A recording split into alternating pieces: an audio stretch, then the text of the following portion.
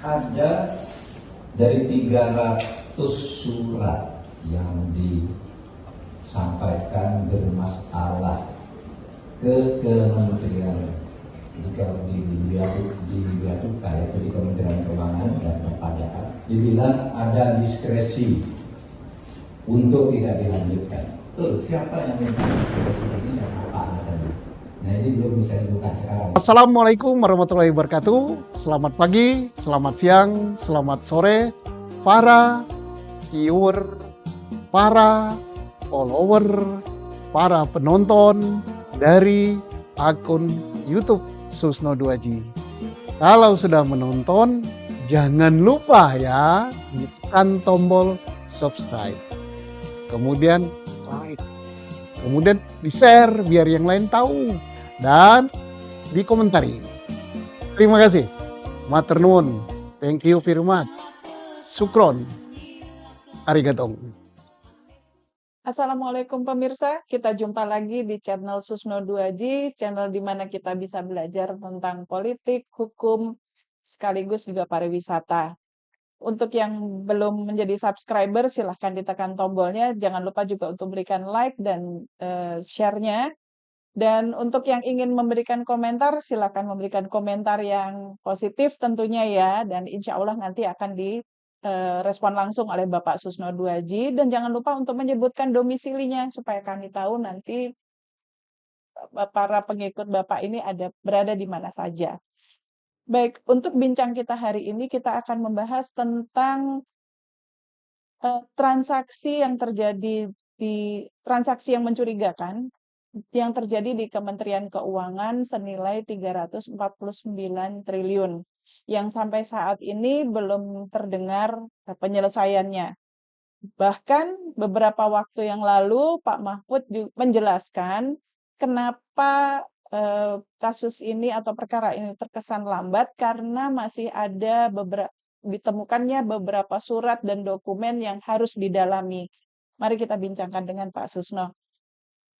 Pak, jadi berapa waktu yang lalu Pak Mahfud Menko Polhukam menyatakan kenapa kalau kasus ini terkesan lambat ya Pak, karena ada ditemukan 300 surat yang harus didalami oleh tim PPATK. Itu beliau bisa mengklasifikasikan menjadi 4 masalah. Tapi sebelum itu Pak, kita balik dulu. Kenapa sih sampai sekarang kok belum kedengaran ini arahnya mau kemana gitu penyelesaiannya? Ya, memang publik bertanya-tanya ya.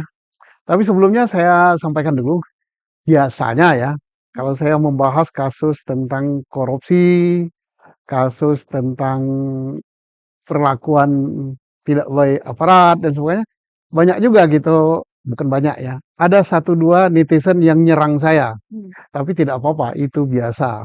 Itu pasti orang yang keserempet dengan ini tentang saya gitu. Wah, Pak Susno pernah dipenjarakan, Pak Susno pernah ini, Pak Susno itu tidak apa.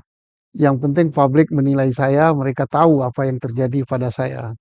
Saya sepanjang terkait dengan keadilan kebenaran siap saya pertaruhkan. Oke, terkait ini ya. Memang masyarakat bertanya-tanya, ngapain aja gitu kasus ini nggak selesai. PPATK sudah mengirim analisis transaksi keuangan yang lengkap dengan bukti elektronik sudah sekian bulan gitu. Kok belum terdengar gitu kan?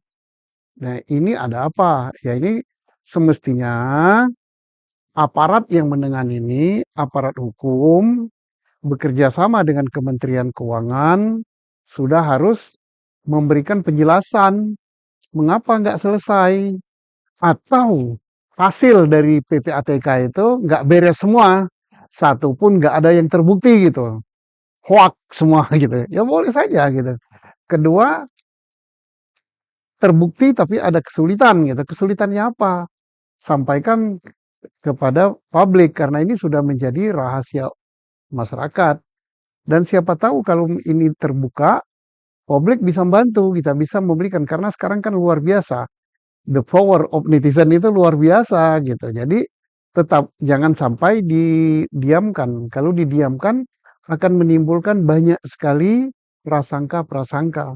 Masa PPATK melapor resmi dan sudah menjadi perbincangan oleh pejabat tinggi negara, menteri, Menko lagi, Menteri Keuangan, kemudian aparat penegak hukum, pakar hukum, dan semua orang berkomentar terhadap ini kan, heboh sekali gitu.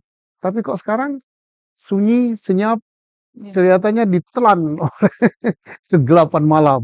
Nah ini perlu penjelasan ada apa gitu. Nah, Baik Pak, lalu Pak Mahfud menyampaikan bahwa secara garis besar masalah yang diketemukan itu bisa diklasifikasikan menjadi 4 Pak. Yang pertama itu bahwa laporan dokumen yang dilaporkan itu tidak diketemukan. Mungkin arsipnya tidak diketemukan gitu ya Pak. Lalu yang kedua ada dugaan bahwa dokumen yang dilampirkan itu palsu karena berupa fotokopian atau bisa juga hanya diambil dari Google. Saya kurang paham ini bagaimana bisa terjadi seperti itu ya Pak. Lalu yang ketiga bahwa ada transaksi yang terkait dengan pegawai di Kementerian Keuangan yang sebetulnya ini merupakan tindak pidana tapi lalu ditindaklanjuti. Yang keempat, adanya dugaan diskresi. Menurut Bapak bagaimana? ya keempat-empatnya kan agak aneh ya. Ya, Misalnya dokumen tidak ditemukan. ya, Ya mestinya sebagai suatu kementerian yang sangat besar dan mengelola duit negara sangat banyak, ya tidak ada alasan untuk dokumen tidak ditemukan. Karena sekarang kan sudah zaman paper lagi ya. Zaman sekarang kan sudah dokumen itu kan ada di laptop, ada di komputer dan di mana-mana. Mestinya ya ketemu dokumennya. Nah kalau nggak ketemu dokumennya ya tinggal minta kepada PPATK. Kan PPATK bisa membuat analisis itu kan pasti ada dokumen pendukung. ya. Ya, dengan dokumen dari PPATK akan menuntun untuk mencari dokumen yang ada di Kementerian Keuangan. Yang kedua, misalnya tadi apa namanya dokumennya palsu. Nah ini perlu tanda tanya ya. Dokumen palsu itu yang mana? Kalau palsu itu berarti ada yang memalsukan. Hmm. Lah kalau ada yang memalsukan, siapa yang memalsukan? Apakah yang memalsukan itu pegawai? Apakah yang memalsukan itu adalah orang yang ada kaitan dengan Kementerian Keuangan? Maka itu tindak pidana gitu kan. Dan bisa dipakai untuk pintu masuk pada kejahatan lain. Satu, kedua ada upaya ada apa namanya bahwa itu adalah sebenarnya pidana yang dilakukan oleh pegawai Kementerian Keuangan, Hmm. tapi berupaya untuk ditutupi ya, atau tidak diseret ke peradilan. Nah ini nggak benar gitu, maka atasan yang berbuat gitu bisa dipidana ya. Saya juga nggak begitu paham apa yang dijelaskan tadi ya. Tapi kalau benar begitu esensinya, itu nggak beres gitu. Masa pidana tidak apa diseret gitu akan merusak kementerian itu. Kemudian yang berikut lagi ada diskresi. Ya diskresi nggak boleh lah kalau orang kok terhadap perbuatan kejahatan didiskresikan apa-apaan ini. Nanti tambah banyak yang melakukan kejahatan gitu. Ya.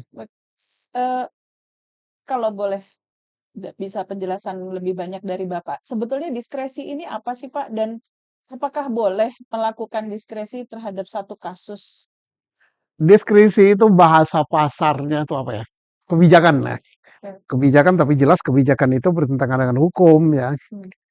Bahwa ini oh diskresi aja dikesampingkan ya. Tapi kan bukan kewenangan daripada atasannya pegawai itu untuk mendiskresikan dan dilihat-lihat dulu pidana apa enggak gitu. Jadi mungkin kewenangan diskresi itu udah berlebihan gitu. Maka oleh aparat penegak hukum perlu dilacak lagi ke Kementerian Keuangan.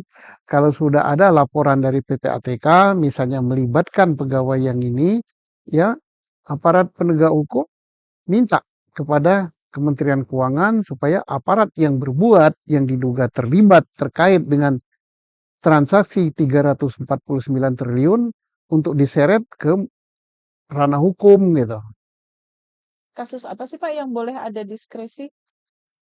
Ya tentunya kasus-kasus yang sangat-sangat kecil ini biasanya diskresi itu kan di tingkat kepolisian ya. Diskresi yang tidak menyangkut kepentingan umum dan sebagainya gitu. Jadi tapi kalau sudah terkait dengan tindak pidana pencucian uang, tindak pidana korupsi, ya nggak ada diskresi itu. Harusnya tidak boleh ada ya, Pak. Iyalah, nanti korupsi didiskresikan kan enak bener gitu. Lalu bagaimana dengan dokumen yang hilang itu, Pak? Ya dokumen yang hilang tinggal dicari aja lah kan. Itu bagian kearsipan, bagaimana sistem pengarsipan di situ. Siapa yang menghilangkan dokumen? Nah, kalau ada dokumen yang hilang, maka tambah memberikan petunjuk kepada aparat penegak hukum bahwa siapa sih yang berbuat. Apakah bagian dokumentasi di aparat itu terlibat juga ya? Kan dokumen itu kan ada bagian pendataan dokumen. Kemudian bisa ditelusuri lewat lain, masa dokumen hilang aja langsung menyerah gitu kan. Jadi tidak ada alasan bahwa dokumen hilang terus lenyap pula kasusnya. Kasihan 349 triliun itu banyak. Nah, ini harus diberikan penjelasan, harus dituntaskan, jangan menunggu sampai masyarakat lupa gitu. Menutup bincang kita hari ini, Pak. Jadi apa sih sebaiknya yang harus dilakukan supaya tidak makin besar tanda tanya dari masyarakat ini, Pak? Ya, pertama aparat penegak hukum dan Kementerian Keuangan sendiri, kemudian Kementerian Polhukam memberikan penjelasan pada publik gitu, sudah sejauh mana kemajuan ini. Karena dulu cukup menghebohkan ini kan, melibatkan menteri gitu, menanggapinya pimpinan lembaga, pakar-pakar, kemudian rakyat gitu, media, wah netizen hampir tiap hari membicarakan ini. Tapi setelah itu hilang gitu. Nah, gini akan menimbulkan tanda tanya. Wah, ini apa yang dikerjakan oleh aparat yang berwenang menangani? Apa yang dikerjakan oleh Kementerian Keuangan gitu kan? Karena apa? Duit itu duit rakyat ya. Kalau betul itu pajak atau biaya cukai ya, atau cukai ya. Duit rakyat kemana? Itu keluarnya dari rakyat wajib pajak, wajib cukai. Hasil keringat mereka kok lenyap begitu saja dan besar sekali. Nah, kalau memang tidak ada, ya nyatakan aja kepada publik itu tidak ada, itu hoax. Nah, tapi kita akan bertanya, masa PPATK, lembaga yang terpercaya gitu bermain hoax, membuat laporan 349 triliun, ternyata bohong gitu. Yang bohong PPATK, masa? Saya produk lembaga itu loh, 4 tahun saya di PPATK. Saya kira kredibilitas PPATK masih seperti yang dulu dan bahkan lebih baik karena diawaki oleh anak-anak muda yang berkualitas baik. Ya saya percaya sama PPATK.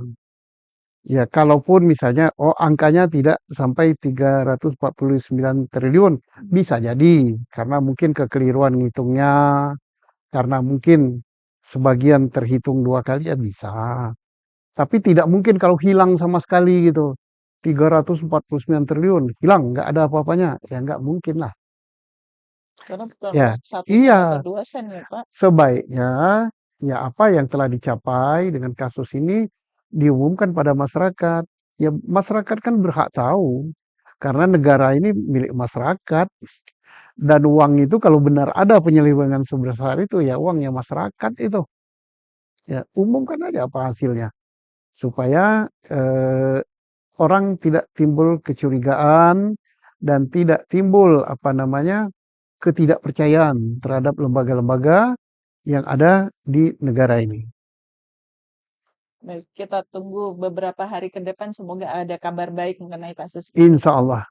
Baik, terima kasih Bapak. Terima kasih juga pemirsa pertemuan kita kali ini. Wassalamualaikum warahmatullahi wabarakatuh. Assalamualaikum warahmatullahi wabarakatuh.